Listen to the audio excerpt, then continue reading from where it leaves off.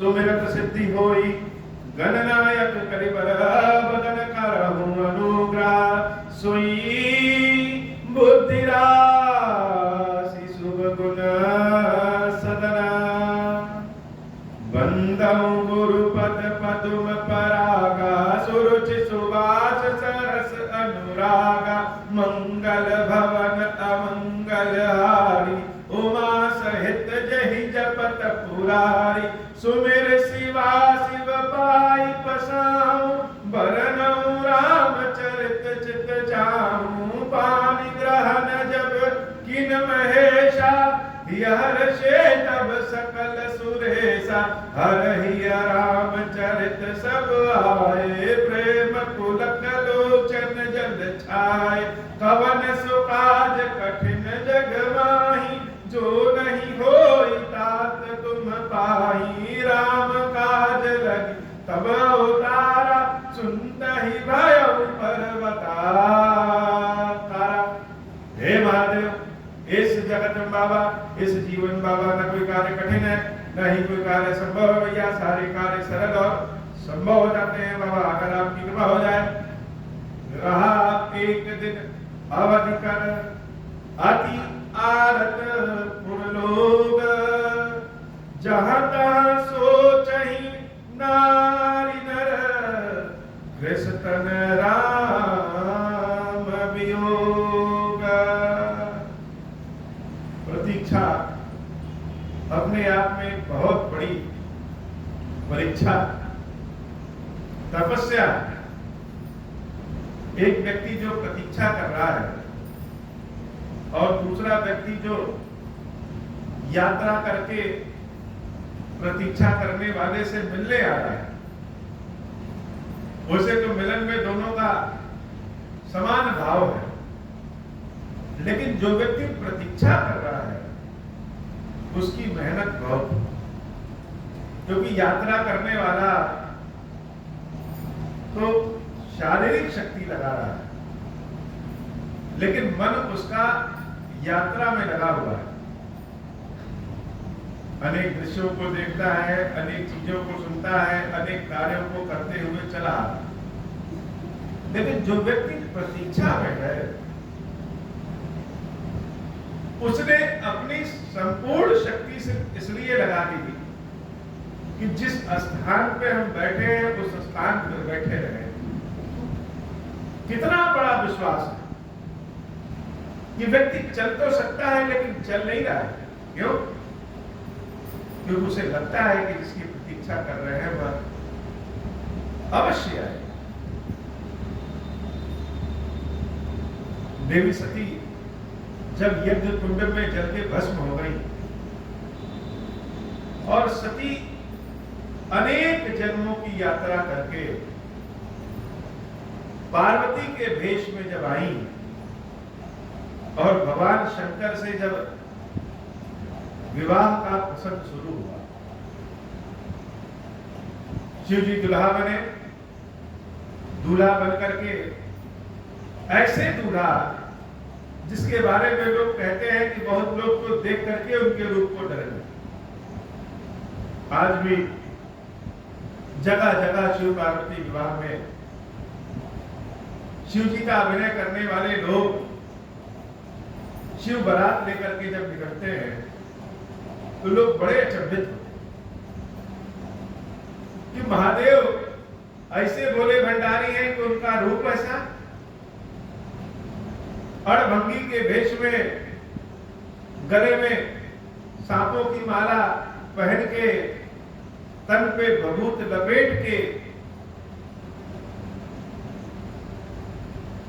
ऐसे स्वरूप में जिसको कह सकते हैं कि यह स्वरूप अमंगल स्वरूप। शिव जी के सांपों वाले भेष में अगर कोई व्यक्ति आपके घर में घुस जाए तो आप घुसने नहीं देंगे, लेकिन उस अमंगल स्वरूप में भी शिव जी साक्षात पूजे गए। तो जब उनके रूप को देख करके घराती लोग डर गए, देवी मैना ने अपनी पुत्री पार्वती का विवाह शंकर जी से करने से मना कर दिया और पार्वती जी के विनय करने पर शंकर जी से जब एकांत में मिलने का अवसर मिला तो पार्वती मैया ने पूछा कि हे महादेव, जो आपके रूप को न जाने वह अज्ञानी हो सकता है, लेकिन आपके स्वरूप को तो हम पहचानते हैं। आप जैसा तेज, आप जैसा सौंदर्य स्वयं कामदेव का नहीं है, और आप इस वेश में मूर्ख से मूर्ख व्यक्ति भी अपने विवाह में एकदम सच समझ के जाता है।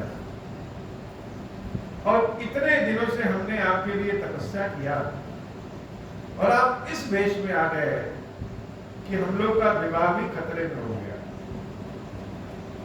तो सारा संसार तो शंकर जी के बाह्य रूप को देख रहा है, ये अड़भंगी का वेश है,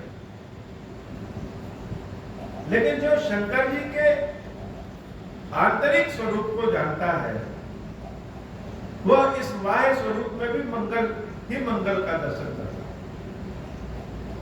जैसे लगा कि पार्वती की बातों को सुन करके भगवान शंकर की आंखों से आंसू बहते। इतना ज्ञानी जिसके डमरू से ज्ञान उत्पन्न होता है, ऐसा सुंदर जिसके बारे में कहा जाता है कि सत्यम शिवम सुंदरम, नाना तरह के भोगों को भोगने वाले भगवान शंकर को जब लोग इस स्वरूप में देखे तो शिव जी ने कहा, हे पार्वती, यह सारी बारात मेरे विवाह के लिए आई है। सारे बारात भोजन करने, आनंद मनाने आई है कि हमारे तुम्हारे विवाह से इन सब का मंगल होगा, लेकिन विवाह तो सिर्फ हमारा और तुम्हारा होगा। संसार को दिखाने के लिए या शंकर सुंदर नहीं रहे। इतने दिनों तक हम तुम्हारी प्रतीक्षा कर रहे हैं। एक बार मेरी इच्छा हुई कि हमारा जो यह रूप है उस रूप पे पार्वती की दृष्टि पड़े तभी पूर्ण हो। देखो तो जरा यह शंकर कैसा था और कैसा हो गया। आपने तो अनेक जन्मों की यात्राएं की, लेकिन हम आज भी उसी जगह पे अभी भी प्रतीक्षा में है कि एक ना एक दिन अवश्य ऐसा आएगा कि मेरी पार्वती अवश्य आए। तब तक के जो समय में हमारा रूप का जो परिवर्तन हो गया, शंकर जी ने सात्विक भोजन छोड़ दिया, भान धतूरा सब उस पे चढ़ाने लगे, राशि ठाठ बाट छोड़ दिया, बहुत कुछ देवी पार्वती के वियोग में शुरू। पार्वती मैया जब शंकर जी के मुख से यह बात सुनी तो भगवान शंकर के चरणों को पकड़ा कि लोग थोड़ा भी करते हैं तो कहते चलते हैं, और शंकर जी की शांति, चुप्पी, न बोलना ही बहुत बड़ा शोर उत्पन्न कर देता है। देवी सती जब राम जी की परीक्षा लेने के लिए जा रही थी तो भगवान शंकर ने कहा कि देवी आप जाइए। सती अम्बा ने कहा कि आप भी मेरे साथ चलिए। भगवान शंकर कह रहे हैं नहीं, आप जाइए, और जब तक आप परीक्षा लेकर के वापस नहीं आ जाएंगी मैं तब तक इसी बट वृक्ष के नीचे प्रतीक्षा करूं। और भगवान प्रतीक्षा में रहे। तो प्रतीक्षा का नाम ही विश्वास है, विश्वास का नाम ही शंकर है। और उस विश्वास में जो श्रद्धा उत्पन्न हो जाए वही पार्वती है, और श्रद्धा और विश्वास से जो प्रेम उत्पन्न होता है वही राम है। तो पार्वती मैया के प्रतीक्षा में कर्पूर गौरव भगवान शंकर का यह हाल हो गया वैसा ही कुछ अयोध्या की जनता कि राम तो अपने धर्म के लिए हम सबको छोड़ करके चले गए। जब राम जंगल जा रहे थे तो सारे अयोध्या वासी उनके पीछे पीछे पीछे पीछे पीछे पीछे चल गए। तमसा नदी तक सारे अयोध्या वासियों ने भगवान श्री राम का साथ नहीं छोड़ा।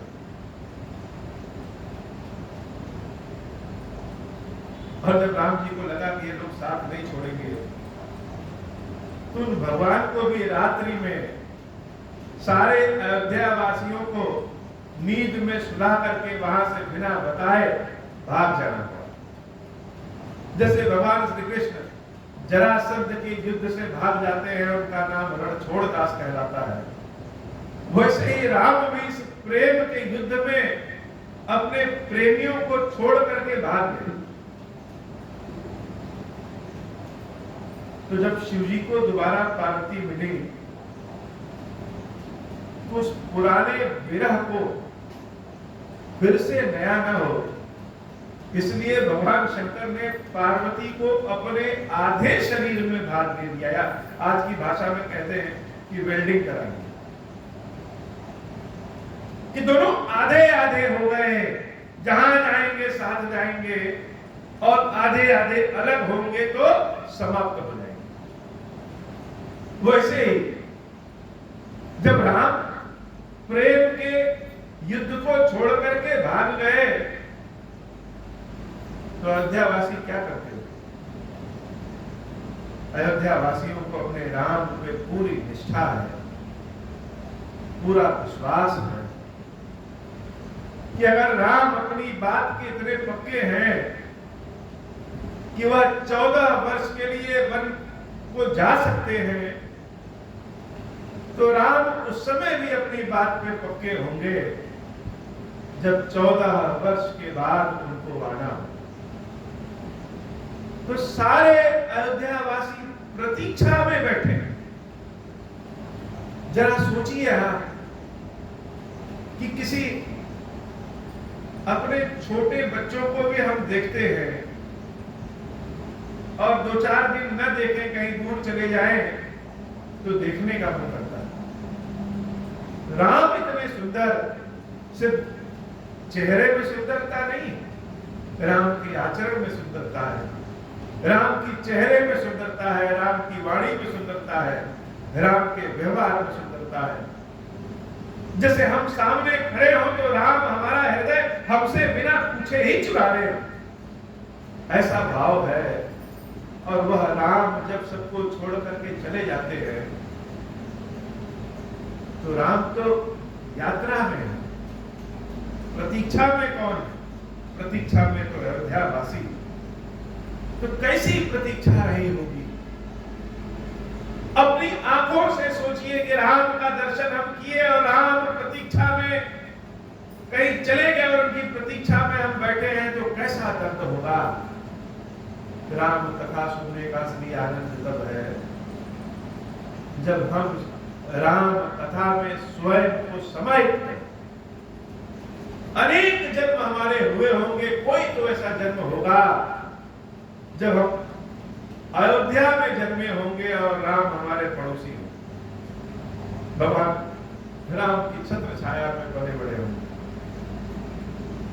तो सारे अयोध्यावासी उस दिन की प्रतीक्षा में है कि जब 14 वर्ष पूर्ण होगा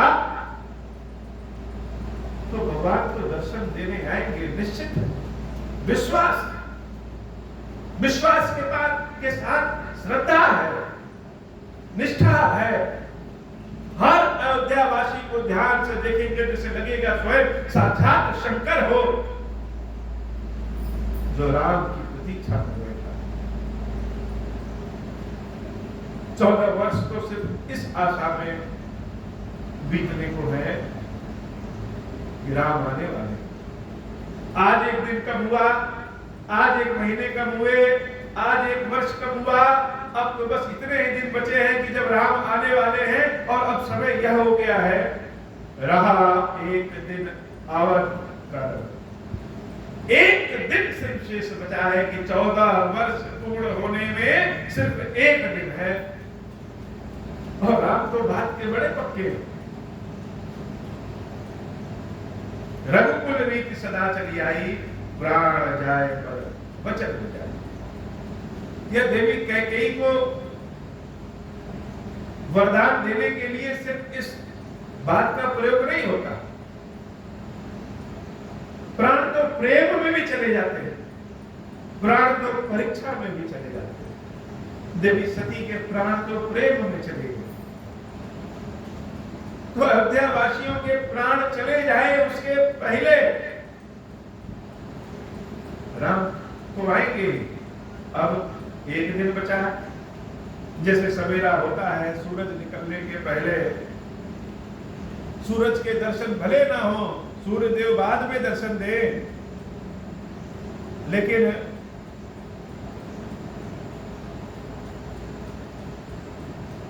सूरज की लालिमा आसमान में पहले दिखने लगती। तो राम तो 14 वर्ष के बाद आएंगे, लेकिन 14 वर्ष पूर्ण होने के पहले उनकी कोई सूचना तो आनी चाहिए कि हम आ रहे हैं, कोई तो सूचना दे। रहा एक दिन अवधि कर अति आरत पुर लो। बड़े आर्द्र भाव में अयोध्या वासी हो गए। अति आरत पुर लो कि वैसे तो विश्वास है, निष्ठा है कि राम आएंगे, लेकिन प्रेम में संदेह बहुत होता है, शंका प्रेम में बहुत रहती। संदेह प्रेम पे नहीं, प्रेमी पे हो जाता कि 1% के लिए भी मान लें कि अगर राम नहीं आए तो हो सकता है अयोध्या वासियों से ज्यादा प्रेम करने वाले उनको जंगल में मिल गए, बाहर के लोग मिल गए, क्योंकि हम लोग तो राम की कीमत नहीं समझे, सारा संसार राम को समझता है। तो हो सकता है राम जी के मन में यह आ जाए कि प्रेम तो अयोध्या के बाहर भी है, तो अयोध्या क्यों जाएं? तो जब यह भाव अयोध्या वासियों के मन में आता तो सब विचलित हो जाते। जहाँ तहाँ सोचहि नारी नर कृष्ण तन राम दियो। जो जहां बैठा है वही सोच में पड़ गया कि राम आएंगे कि नहीं आएंगे, राम आएंगे कि नहीं आएंगे, राम आएंगे तो अभी तक आए क्यों नहीं, लग रहा है राम नहीं आएंगे। जो जहां है वही सोच रहा है, अपने कार्य को करते हुए भी सोच रहा है, और उनके सोच में राम जी की प्रतीक्षा में सब हो कैसे गए? नर कृष्ण तन राम दियो। सारे अयोध्या वासी जैसे सूख करके कांटा हो गए। सबके चेहरे जो पहले उजले उजले सुंदर सुंदर थे, आज जैसे राम की प्रतीक्षा में सबकी आंखें धस गई हैं। शरीर जो भरा पूरा था वह सूख के कांटा हो गया प्रतीक्षा में।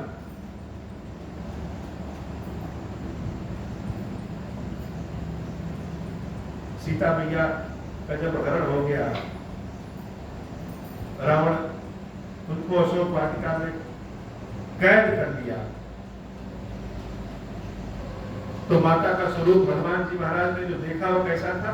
कृष्ण धनुषी से जटा एक बेली।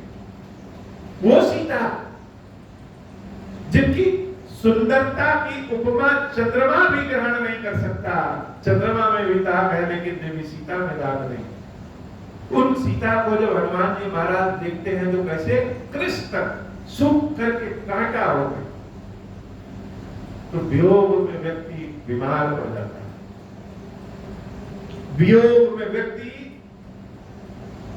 मानसिक रूप से बीमार हो जाता है, शारीरिक रूप से बीमार हो जाता है।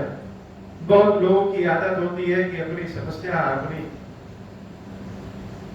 दुख दर्द सबसे कहते चलते, और बहुत लोगों की यह आदत होती है कि वह सबसे कह नहीं सकते क्योंकि कोई समझ नहीं सकता। तो बिछोह का दर्द, वियोग का दर्द न सबसे कहा जा सकता है और न कोई सब समझ सकता है। सारे अयोध्यावासी दिखाने के लिए तो अपना अपना काम कर रहे हैं, जिससे सामने वाले को यह न पता चले कि वह दुखी है। लेकिन जो जहां है आज वही सोच रहा है कि राम आएंगे कि नहीं आएंगे। अभी हम सोच रहे हैं, समस्या में है, नकारात्मक है, ज्यादातर नकारात्मक विचार चलता है और उसी समय कुछ बात ऐसी हो जाती है कि आशा बढ़ जाती है।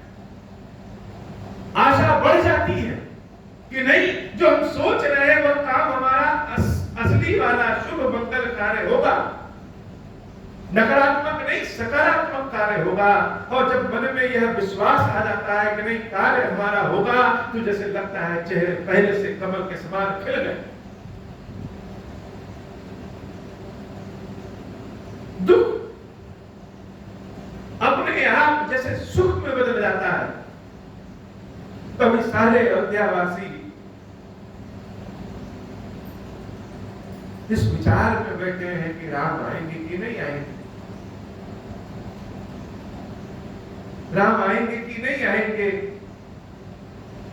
उसी समय सगुन हो ही सुंदर सकल, न जाने कहां से जैसे कोई सुगंधित बयार चलने लगी, न जाने कहां से सबके दाहिने अंग में फड़कन होने लगी, न जाने कैसे सबका मन प्रफुल्लित हो गया कि जैसे लग रहा है कि स्वयं राम आ गए।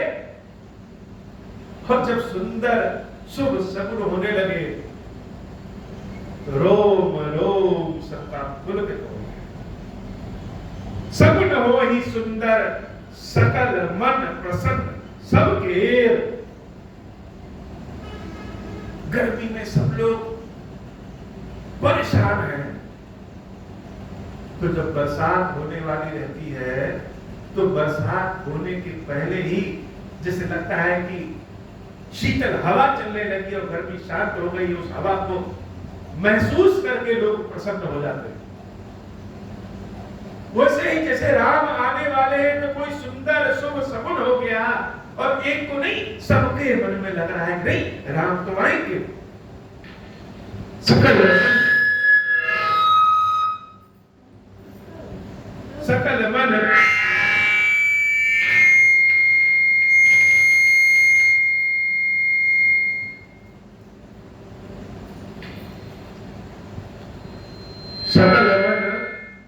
प्रसन्न सबके। जैसे स्वयं भगवान सबको जनाना चाहते हो कि परेशान ना हो, आ रहे हैं। स्वयं प्रभु सबको बता देना चाहते हैं कि हम आ रहे हैं।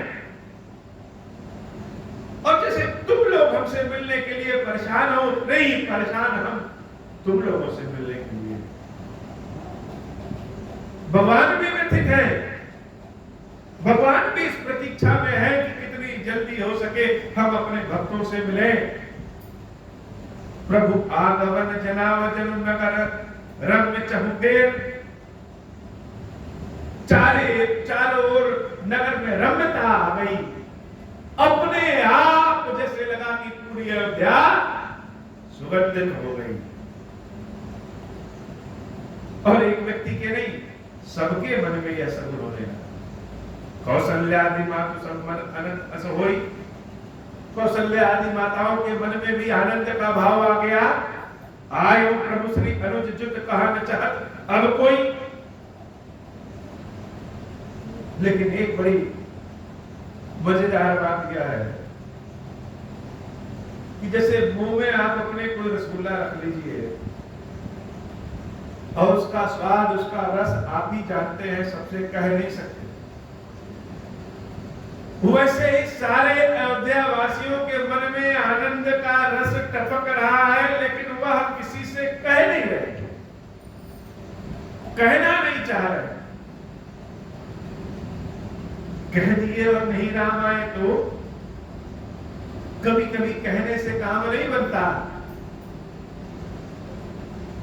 सब मनी मन आनंद में है, कहना चाहते हैं कि सिर्फ राम ही नहीं, राम सीता के साथ और लक्ष्मण जी के साथ आ रहे हैं, लेकिन कहे कोई नहीं रहा है, सब अपने मन में ही आनंदित है। आयो प्रभु श्री अनुज जुत कहा न चाहत अब कोई, भरत नयन भुज दक्षिण। और भरत जी की जो दाहिनी आंख दाहिनी भुजाएं सब पलट रही। हरकत बार बार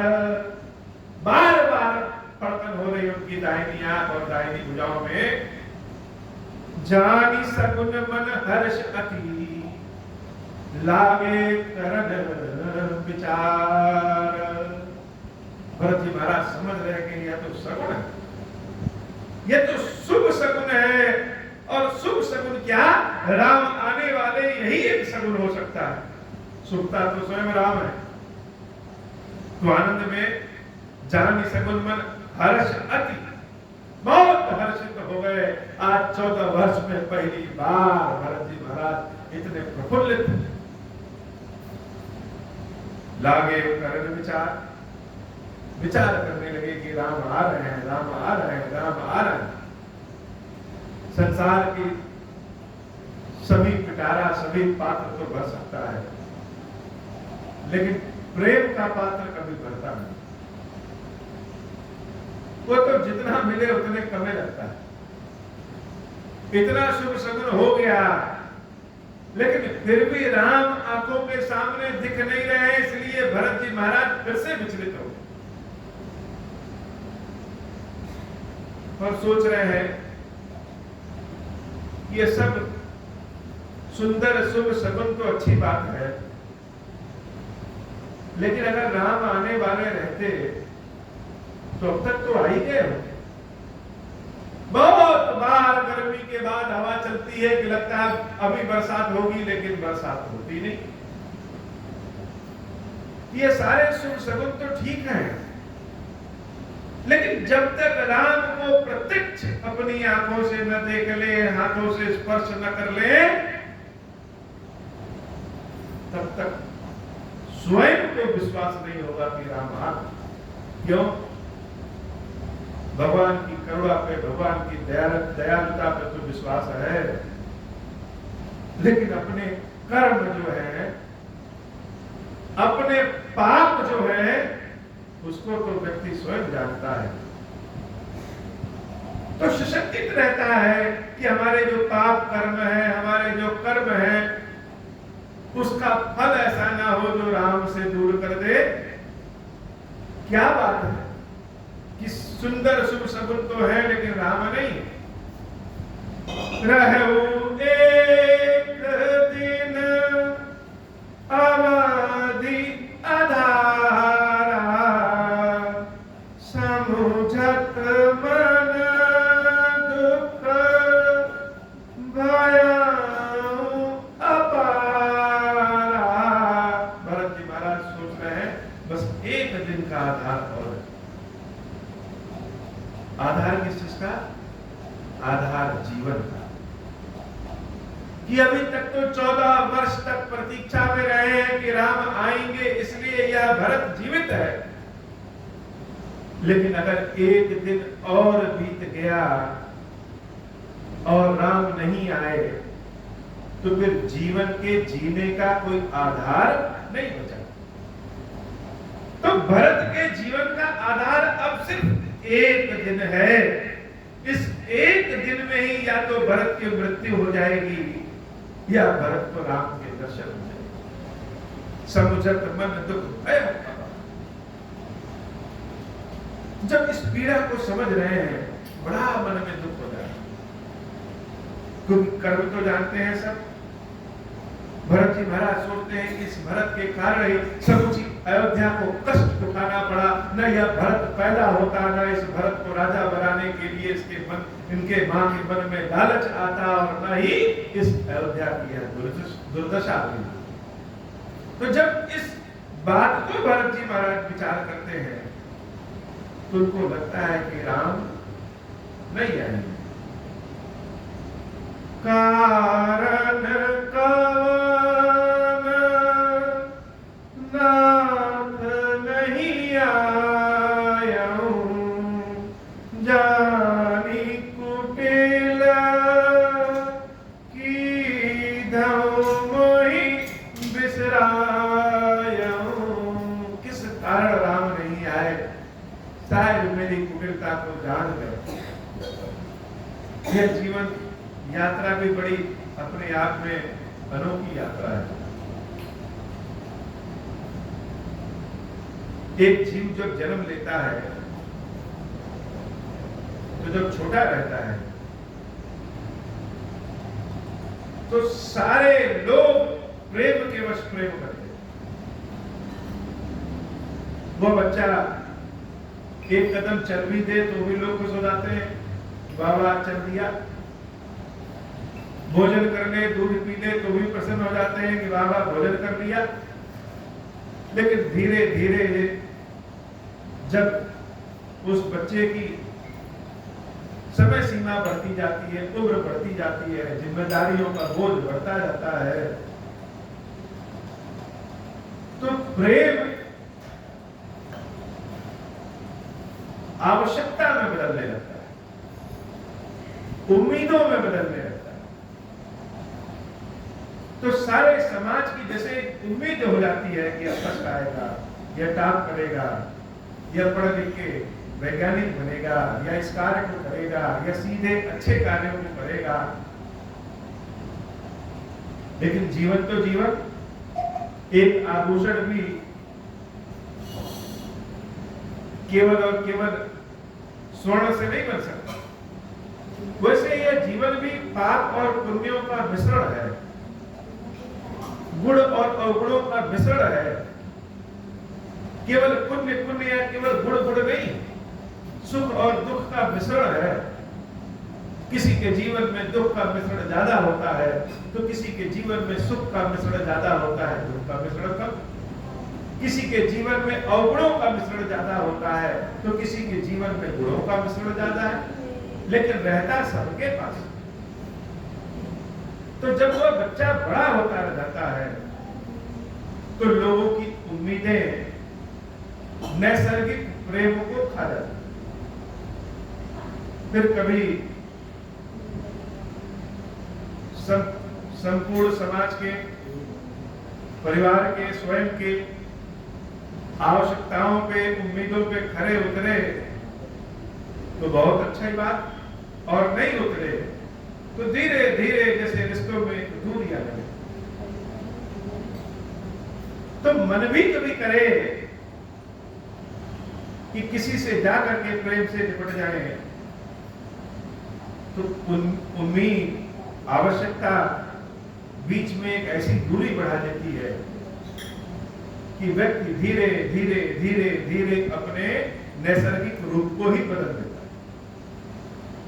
जैसे भगवान यह परीक्षा दिखाना चाहते हैं कि अंततो गत्वा सत्य सेवक केवल मैं ही हूं। सारे सुख भोग करके या पाप करके भी अंततो गत्वा तुमको मेरे ही शरण में आना है, तो पहले क्यों ना आना? ईश्वर का प्रेम कभी बदलता नहीं। ईश्वर के प्रेम के लिए ईश्वर के समक्ष आप गुणों के साथ जाइए या अवगुणों के साथ जाइए, ईश्वर वैसे ही स्वीकार करेंगे। भगवान शंकर के समक्ष कोई गंगा जल लेके चला जाए या अपने आंसुओं का जल लेके चला जाए, भगवान शंकर वैसे ही स्वीकार करेंगे। तो भरत जी महाराज चाहते तो हैं कि राम आ जाएं, अभी विश्वास भी है कि राम आ जाएंगे, लेकिन जब उनके मन में यह बात आती है कि मेरे कारण ही समुची अयोध्या दुखित हुई है, राम सीता लक्ष्मण वन को गए हैं, दशरथ जी महाराज की मृत्यु हुई है, तो भरत जी महाराज का मन खटक जाता है कि शायद राम नहीं आएंगे। राम आखिर आए तो क्यों आए? इस अयोध्या ने राम को दिया क्या? प्रेम तो सारे संसार में राम को मिल रहा है,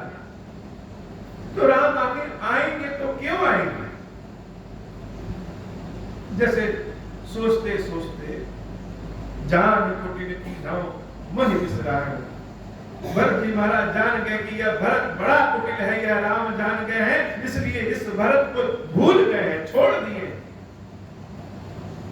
तो जब व्यक्ति स्वयं दुखित होता है तो अपने दुख के साथ साथ उसको दूसरों का सुख दिखाई देने लगता है।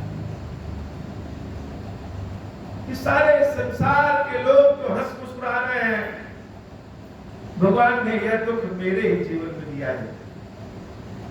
भरत जी महाराज जब लक्ष्मण जी के बारे में सोचते हैं, धन्य लक्ष्मण बड़ भागी, अरे हमसे ज्यादा धन्य तो लक्ष्मण, बड़े ऊंचे भाग्य हैं उसके, बड़े अच्छे कर्म हैं उसके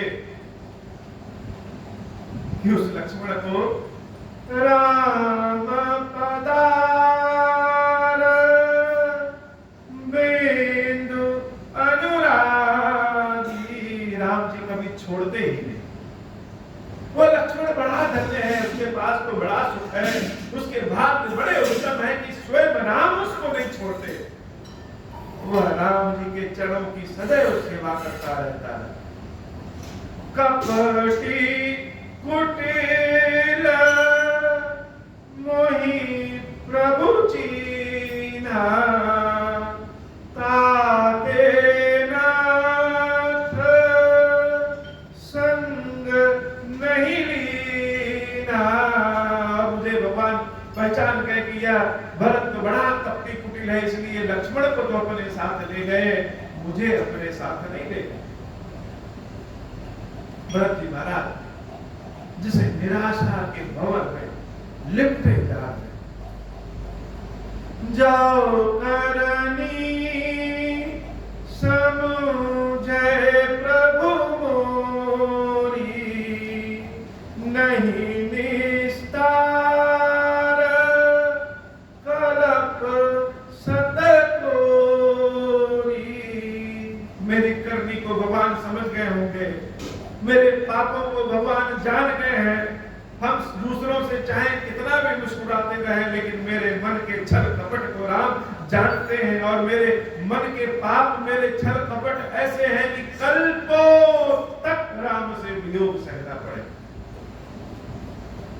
भगवान जान गए, जीव जानता है कि हे परमात्मा, हे भगवान शंकर, हम तो पाप के जल में डूबे हुए हैं, हमारे कर्मों के बल पे तो उद्धार संभव नहीं है, लेकिन तुम्हारे करुणा के बल पे उद्धार संभव। मेरे कर्मों की गिनती करने लगोगे तो शायद एक अंश भी तुम्हारी कृपा हमें प्राप्त न हो, लेकिन तुम्हारी करुणा ऐसी है कि पापियों को भी तुम अपने निज धाम प्रदान कर देते हो। जन अवगुण प्रभु मानन ताऊ,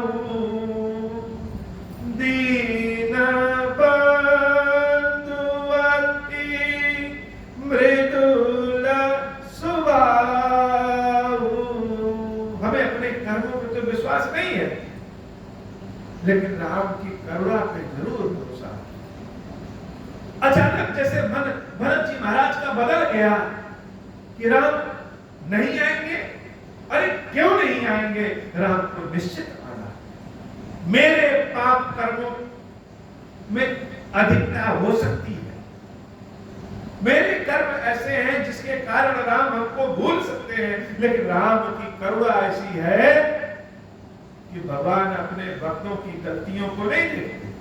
दीन बंधु अति मृदुल स्वभाव, उनका स्वभाव तो बड़ा मृदुल है, वो अपने भक्तों के पापों को देखते ही नहीं। बुलाए तो एक बार भक्त, और भक्त जब आर्द्र भाव से भगवान को बुलाता है तो उस आर्द्रता में, उस प्रेम रस में सारे पाप उसके ऐसे ही समाप्त हो। यह भगवान की करुणा। खीरेश्वर महादेव जी की सेवा भक्ति जो हम सब करते हैं, उसमें भले शक्ति ना हो, लेकिन भगवान की कृपा में शक्ति, भगवान की दयालुता में शक्ति है, भगवान की कृपा में, करुणा में 100% विश्वास है। मोरे जिया भरोस दृढ़ सोई मिली हई राम सगुन सुबह होई। मेरे हृदय में विश्वास है कि निश्चित रूप से राम मिलेंगे, निश्चित रूप से मिलेंगे। यह जो सब सगुन हो रहा है यह बता रहा है कि राम आ रहे। बड़े प्रतीक्षा के बाद बाबा क्षीरेश्वर महादेव प्राप्त हुए। कितने दिनों तक बाबा की प्रतीक्षा हुई। तो हमारे कर्मों के बल पे तो बाबा नहीं आए,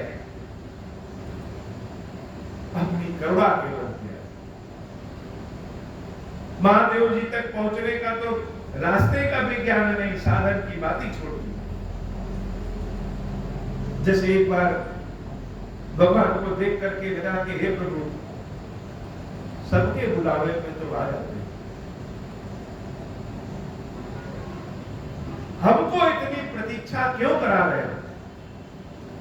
क्या हमारी प्रार्थना में शक्ति नहीं है, या हमारे द्वारा लगाए गए भोग में वह स्वाद नहीं है?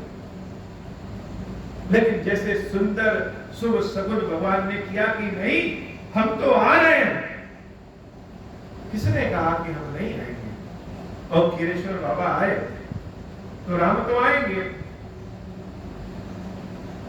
बीते आवादी रहाई जाओ प्राणा अधम कवन जग मोहि समाना।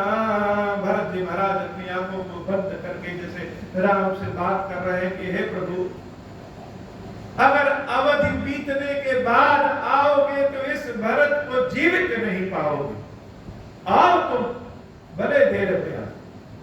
लोग कहते हैं भगवान के घर में देर है, अंधेर है, लेकिन कभी कभी देर ही तो बहुत बड़ा अंधेर हो जाता है।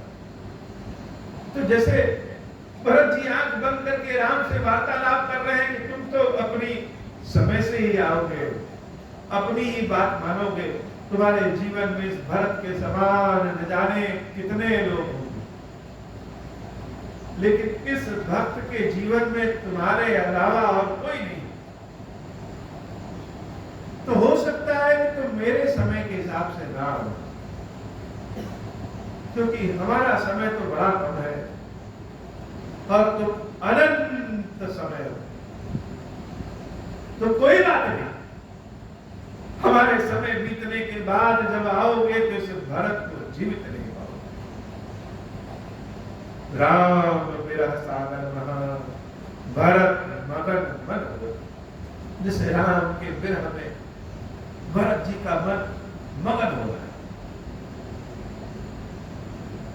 जितने लोग नशा करने वाले होते हैं जानते हैं कि नशा बुरी बात है, लेकिन फिर भी उस नशे में जब तक डूब नहीं जाएंगे तब तक उनको मन को शांति नहीं मिलेगी। ऐसे ही प्रेमी भगवान के भक्त जो अपने भगवान के प्रेम में डूबे रहते हैं, वो भगवान से मिलन हो रहा है इस भाव में कम और भगवान से बिछोह हो रहा है इस भाव में ज्यादा डूबे रहते हैं, क्योंकि उनको शंका है कि भगवान के पास तो बहुत सारे भक्त हैं, हमारे पास एक ही भगवान का सहारा है और कहीं ऐसा ना हो कि सहारा दूसरों को सहारा देने के चक्कर में ले हुए। तो यह विरह का जो नशा है, विरह की जो वेदना है, विरह की जो पीड़ा है, इसका भी एक आनंद है। और भरत जी महाराज का मन विरह में मगन हो रहा है। अब आज का एक दिन का जीवन है, कल या भरत बचेगा नहीं, और जैसे ही मन कह रहा है कि बस आज का दिन शेष है, आज के बाद भरत राम जी को दर्शन नहीं कर पाएंगे, राम तो आएंगे लेकिन देर करके आएंगे और दुख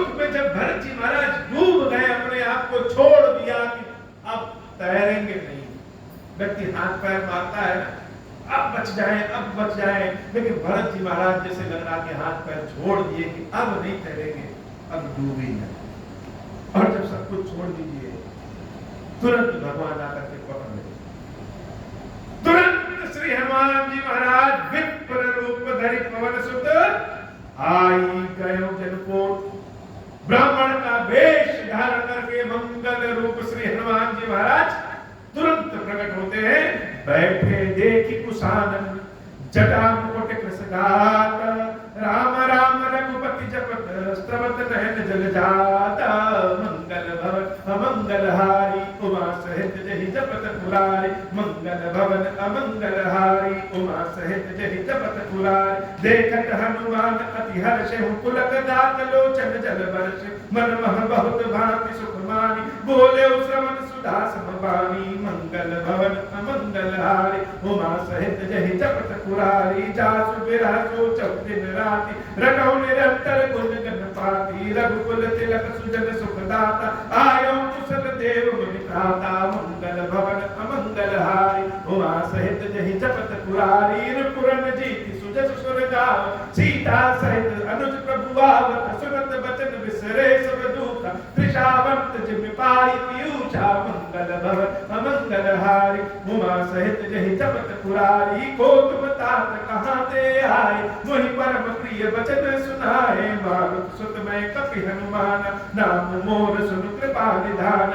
मंगल भवन अमंगल हारी उमा सहित जहि जपत पुरारी। दीन बंधु रघुपति कर किंकर, सुनत भरत भेटौ कुटि सादर। मिलत प्रेम नहीं हृदय समाता, नैन स्रवत जल पुलकित गाता। मंगल भवन अमंगल हारी उमा सहित जहि जपत पुरारी। कपितव दर्श सकल दुख बीते, मिले आज महि राम प्रीते। बार बार बूझी कुशलाता, तो कहूँ देव काह सुन भ्राता। मंगल भवन अमंगल हारी उमा सहित जहि जपत पुरारी। यही संदेश सरस जग माही, कर विचार देखो कछु नाही। नाहिन तात पुरिन मैं तोहि, अब प्रभु चरित सुनावहु मोहि। तब हनुमंत नाहि पद माता, कहे सकल रघुपति गुण गाता। कहो कपि कबहु कृपा न गोसाई, सुमिरहि मोहि दास की नाई। मंगल भवन अमंगल हारी उमा सहित जहि जपत पुरारी।